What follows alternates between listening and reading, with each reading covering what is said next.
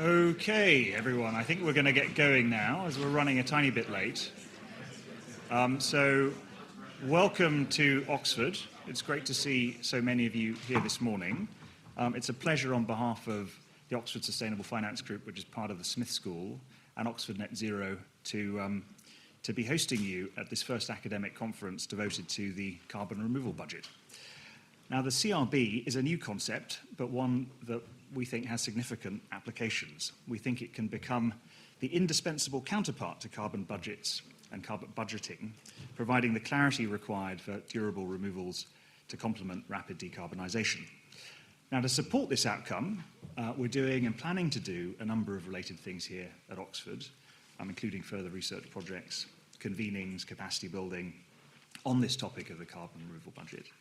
And obviously we want to involve as many of you as possible in that endeavour, including those of you watching. And if you're interested in that, please do get in touch with myself or Ingi, who you're going to hear more from shortly. And one of the things we decided to do last year was to host this symposium, this multidisciplinary and interdisciplinary symposium, in order to interrogate the concept further, but also to explore its applicability in a wide range of different areas.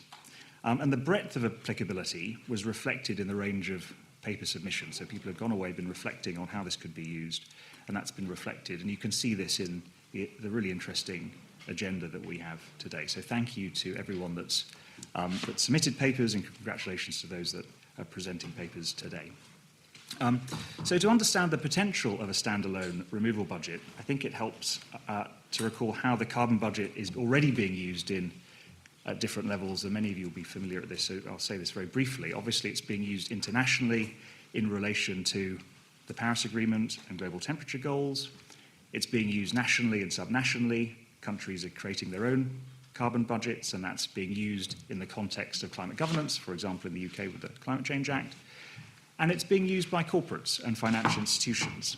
And these entities are using science-based targets to derive firm-level emissions pathways from these national and global carbon budgets. And those pathways are shaping capital allocation decisions, technological choices, investor dialogue.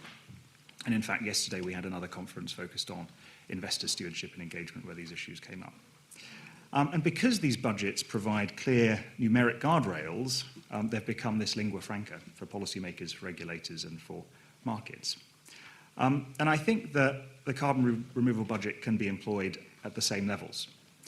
A quantified global removal envelope can be downscaled to national plans, but also to corporate strategies and investment mandates. And I think having a distinct carbon removal budget and a carbon budget matters for some of the following reasons. The first is scarcity. Removal capacity is limited by land, energy, geology, social license. And we're going to talk about some of those things today. And separate budgets make that scarcity visible rather than burying it within a single net figure. And I think that helps us to better value and price removals, something that's really important if we're going to create more of them, and to make better decisions. Another reason is the mitigation hierarchy. So distinct ledgers ensure that emission reductions remain the first priority and removals are reserved for dealing with residual emissions. There's a temporal dimension to this as well. We know that emissions need to fall very steeply, particularly this decade, while we have time, well, we don't necessarily have time, but we've got to scale up large-scale removals, but that's going to ramp up more slowly. So having these two budgets prevent the time profiles becoming blurred. Another reason is around greenwashing and accounting integrity. If removals and emissions sit in one pot, the headline net number can disguise over-reliance on low-quality removals, short-lived storage, and there could be double counting. So I think there's the need for separate ledgers to force disclosure on both sides is important. It also allows for a more dynamic updating, I suppose, as science advances and as our understanding of these issues advances. So geological storage estimates, land use constraints, social license, policy, all these things for removals will change, and I think maintaining an independent carbon removal budget lets planners, policymakers, regulators, companies, and so on, to update that without reopening carbon budget assumptions and advice.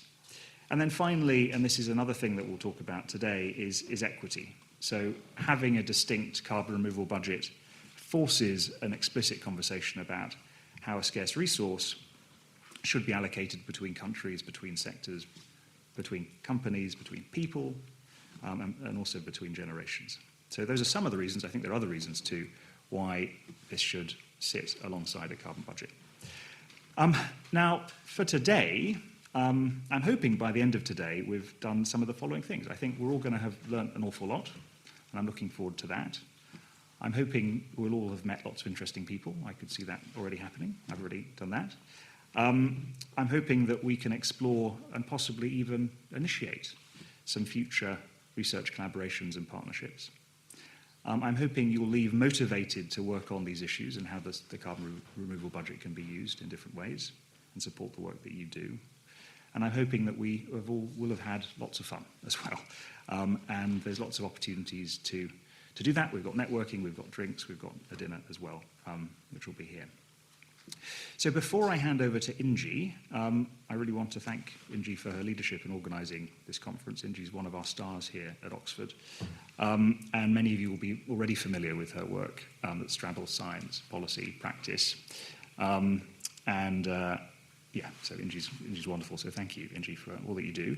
I also wanted to thank colleagues at Oxford Net Zero. So Miles Allen is here. I think Steve Smith is joining later if he's not here already.